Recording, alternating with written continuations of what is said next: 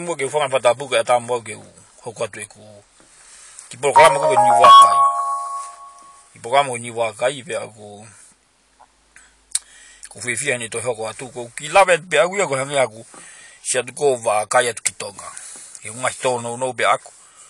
pe mo fo yo ata mi gonu ku ka ki ma ki iate ke si alo piki piki ai pe ko no pe ki ve ni goni ko pa de mo si o mai ve ko parking ni ko yai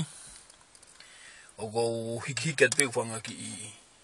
abota muto no fo hiki atu e ku ni fo matala go ni si lo tot ke ngawe ko ni waka go ni ku ilo ya no konga go ni ko ko white collar criminal ko pe ko white collar criminal ko kola ma ka fai hia longa pe ki no di fo ni o le le ki programa pe go timeline ni tau sio lalo foki ki kakai ko ma ki na tolu mo hia ango ma panke ko kai pa anga o kai hapuaka mo ngahi me pe pe ko fatalang ki kalasi tengo na ile ki kalasi apai kas computer fong fidum me fong mono na dalang sometimes tau lu mai hala usio ki fare oni pe abi popula go ni go I apai patau sio lalo tau to ki hongi ka tama popula go ya hiri ko ya we are criminal too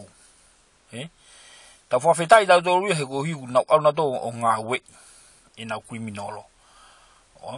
ka bau ka hapua ka pa ma o sia ngai popula ko ki tau to lu ya ko ka criminal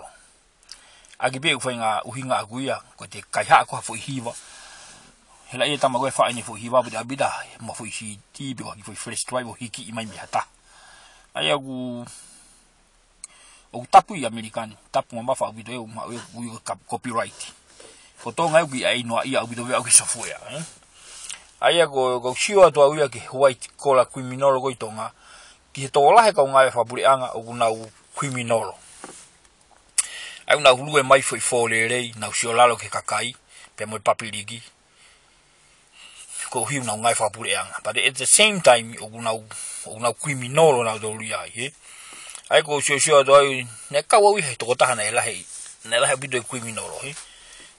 ko fia be he ko ata mai go mi fanga criminal go ne ha si ai mo ui ki ngali mo ho mo fangi ya ko na fa loto ka go hi ko time go ke ka tau fa ta be fa ya ko au ka wa ma sin auto mui ya ko pero ba le de gilera ki pangeo ai hoki me ati ala I pau soki au eri ake fa na wa go and that's mean ko va ta ime ko kai pa anga wai even though it is not directly go ala ki se ni dio to o ange ko ka wa ke panke ka ko hanga ma o time pure anga ko no fika wa ko time go lo tonga kalasi o ko Facebook a uia ke Facebook ko ma o time pe a ko time ta ko ngawe ko vai tohi ko ai ako ko hanga purini mai na o ai ha tohi pe sinolo be ako pa purini more vai tohi more mi time ako pa more me fuskei be ako ai ko sio ta yo sio ko fa mo be o tua un ai tono no go ya pe and that is mean white collar criminal tami ni da fa le ha ke me le o mai mo le va puna pe ha ko vai ni tau sio ke ka tamu na huo mai I tori patau sio lalo and we think ogunau ko tonga fuki na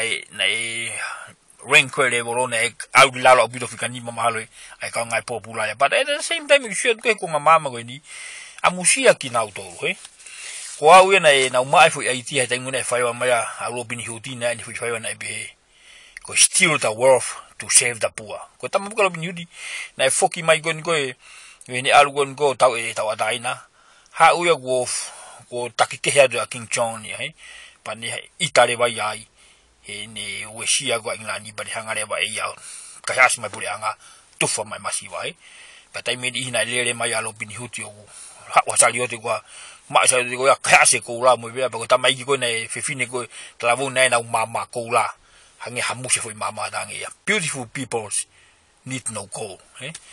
Pa mai fa ka ko ba ko ngai pule anga. Pa tangu na mai o tua e tale niti ko fixe computer. Because I was a computer technician he pulungai ako agi time no. Now I go me mahal na gi fa ma hai au mi ai go fa ato e memory. Ko vete hia be ta pe me pule anga na fa no. E fa ngi memory ngai machine. Tame ko hawa ki motu amane ki machine. Ko whakaukau au ia, e te hanga behe pure anga ia, si au ko pure anga ko hafo i pōti, ko hafo i sino, o kutu umaari e, patu ka mahino i tako e, mea iwia mo kakawa kakai. Ka ko si au tau behe utu maari, he te la behe replace mea whatolai. Hare wā to e ki whai memori ko ia, fix ake ki machine ki motu a ko ia, si au tau whaka au whai e, mau si ake ni ki se niti. E tai mini hia ko whato e ki whai memori, alo fix a mea ko ngane mau hina kawa. Pe ko ia ko talo to pau ka pau lave ama ta hie pure anga pe ilo ko ia ka ko talo to mo vete hie ko ko tan dangu ko no fasio sio haki nga ue ki criminal la hine ufai o ka be ko hanu au be ha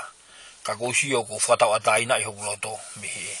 ma fasia ko ia patani ki ho ngo ko mo ui to ata ina be even though I have no money ka ko sio to au ki fangi me aiki e kuchio to tangu to hangi ko e ko ki programa ko ni wakai o ko tu kaka o wakai atu o sio au ia uruaki tangata ngai fa puli anga pe ko tangata unga wa office you are o de uruaki au ko ta be be da do wet fangi to no ko te lele ko ai te kai na o ke time puli anga. That means you are white collar criminal. Made do gila vet ka fangi kong. Ofa be to konet fo fangi programa, ta mutalo to go fai. Malo. Ti ho ka to.